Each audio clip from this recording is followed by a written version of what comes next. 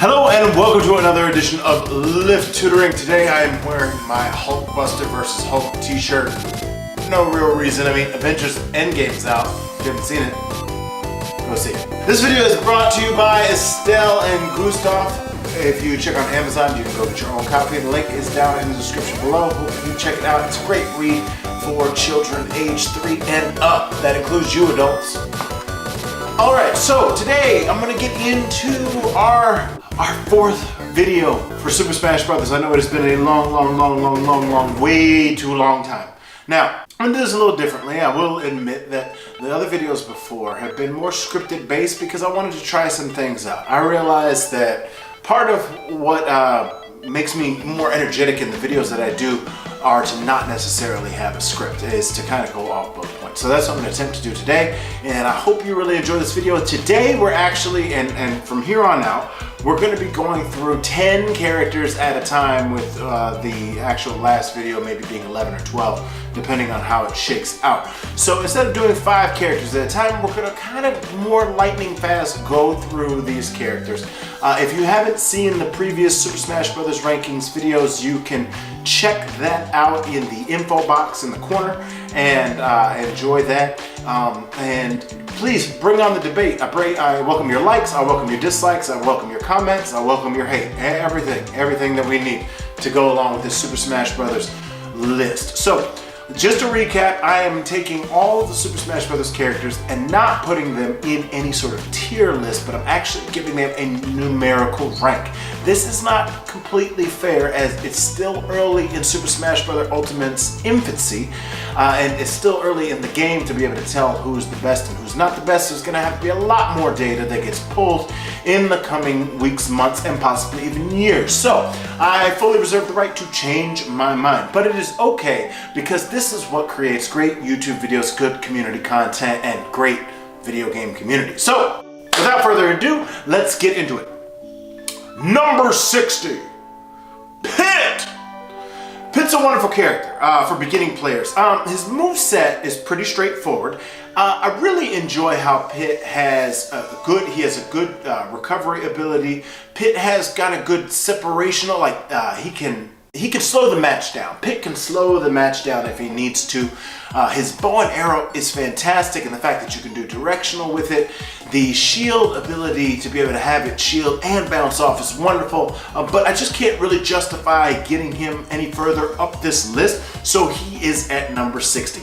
Number 59 is the Ice Climbers. Now, here's the thing. You might be wondering, Ice Climbers, but Jeremy, there's 2 of them, so shouldn't they automatically be a little bit higher? I know yesterday I was playing online and I was playing against the Ice Climbers and they were a bit annoying, but in all actuality, when you really break down the Ice Climbers with Popo and Nana, if you can get Nana is separated from Popo, then Popo becomes one of the weakest, if not the weakest player in the game. And there's an interesting strategy about going after Nana when she gets a little separated from Popo and really playing that mix-up game to try to get the character off, off balance, the fact that you're going after their secondary character rather than them. So I have the Ice Climbers down here.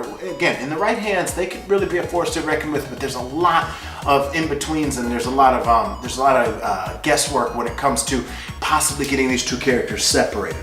Number 58, Bowser. All right, let me say, I have a huge respect for heavyweights, and I have a huge respect for Bowser, and he has been in Super Smash Bros. Since the second generation of Super Smash Bros. And even though he's slower and his moveset's slower, when he hits and he grabs and slams, it really packs a punch. But Bowser, it's difficult to get his hits out, and you really have to be careful when playing him because he doesn't have the best recovery. So if you're not staying center stage and you're not able to predict your opponent's move set, then you're going to have a little bit of a difficulty with Bowser. He's especially susceptible to characters that like to poke in and go out, because he is good in the right hands, but I have yet to see him be used consistently in the pro circuit or online or any of the tournaments that I've been to locally, so I have Bowser at 58. Number 57, Luigi. This is interesting. Luigi has more range over Mario. He can combo more easily, in my opinion. His side special is unique, and depending on how long you charge one of his moves, it can be really devastating. But that's a little up to chance with his side B move. So Luigi is an average character. Yes, he can kind of get in and get out. He has that little poke factor that's really annoying. But as far as being better than any other characters on this list, I can't say that he is. Number 56, Dark Pit. Dark Pit is fun to play with because he's everything you love about Pit. It just seems as if he's just a little stronger, you know? His moveset is similar, but there's inherent properties that make him more distinctive. Simon and Richter are practically the same character, and Dark Pit and Pit are practically the same character, but I'm just gonna go off of feeling a little more and say that Dark Pit is just that much more fun and heavy hitting than Pit is, especially with his side being getting that electrical hit and knocking your players and knocking your opponents off of the stage. It is exhilarating. Number 55, Link. Okay, so here's what's interesting. Usually the originals are better than any sort of spin-off counterparts, see Toon Link and Young Link.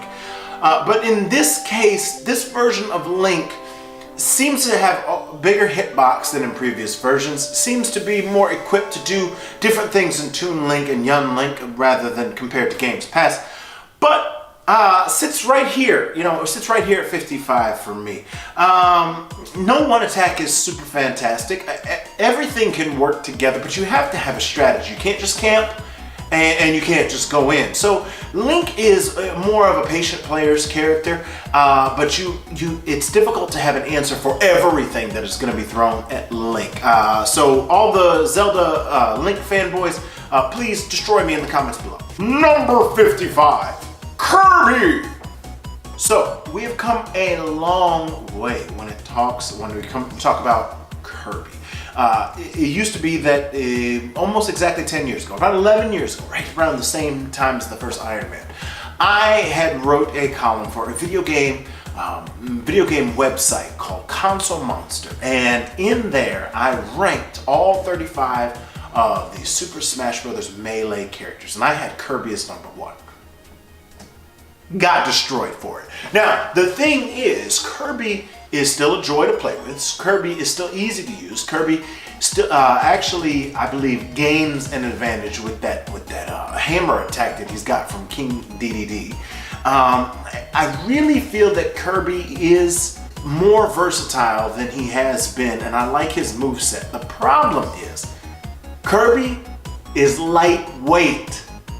Ronnie Coleman, lightweight. Yeah, buddy! For the younger kids in the audience, you're not gonna get that. So, Kirby's lightweight. Can you be devastating with Kirby? Can you make a case that Kirby's top 10? Can you make a case that Kirby might even be number 1? You could make that case. I'm not gonna make it for you. Number 53, King DDD. Okay, so I've recently played with King DDD, and he probably should be a bit higher on this list, all things considered, but the more I look at the list and the more I know I have to knock people down and bring people up, I can't put King DDD any higher than this. I really like him as a heavyweight brawler. I really think that he has a possibility of being top tier. He's just still a little too slow and predictable with that hammer for me. Now, I did play a King DDD player in a amateur league that's local for a tournament, and what I found out was that King DDD he's a little tricky. There's a move where if he does the spike ball, he can suck the spike ball back in and throw it at you faster than if the spike ball were to bounce towards you, which is great for spacing. It's great for controlling the board. It's great for getting your opponent a little off kilter. But once you kind of figure out King DDD's strengths, weaknesses, and timing, you can get in and get out. He's similar to Bowser, but with obviously much bigger hitbox. And I really appreciate King DDD as a character. I just can't put him any higher on this list. Number 52, Robin. Okay. Robin is a long game character. Robin, you have to be very aware of how much magic he has left and which particular magic move you're doing. He has a ridiculous moveset. He can be devastating in the right hands. Have I seen many pro players or many amateur players or tournament players locally or people online or play him? No, I haven't really seen it. Do I think that he's one of the lower tier characters because of that? Absolutely not. I think Robin in the right hands, he can do a lot of different things. He can have an answer for a lot of different things, and he can be really annoying. He and she, because two Robins. They can be really annoying. Number 51, Samus! Alright, here's the thing. Samus, when the original Super Smash Bros. For Nintendo 64 came out, Samus was a pleasure to play with. Samus had an answer for just about everything. No, not a lot of combos, but Samus had range, Samus has projectiles, Samus has bombs, Samus has Samus can control the board, Samus controls stage, Samus has decent hitboxes, Samus has good recovery. Good, not great, good. But there are so many characters in this game that Samus sits right there in the lower middle of the game.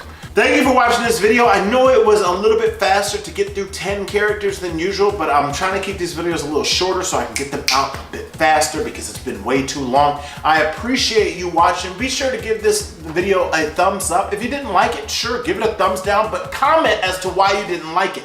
I love comments, even if they're negative and they're hate-driven. I'm okay with comments. Like and subscribe, share this channel so that you can show other people about our Super Smash Bros. Rankings, or share this channel just so you can destroy all of the rankings that I've been doing. You know, bring it up. I welcome all the trolls. Continue to develop a love for lifelong learning and critical thinking, because at the end of the day, lists are a great way to critical think, and we will catch you in the next video.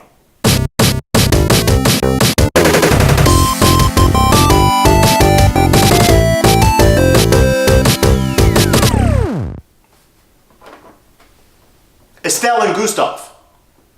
Go check it out on Amazon.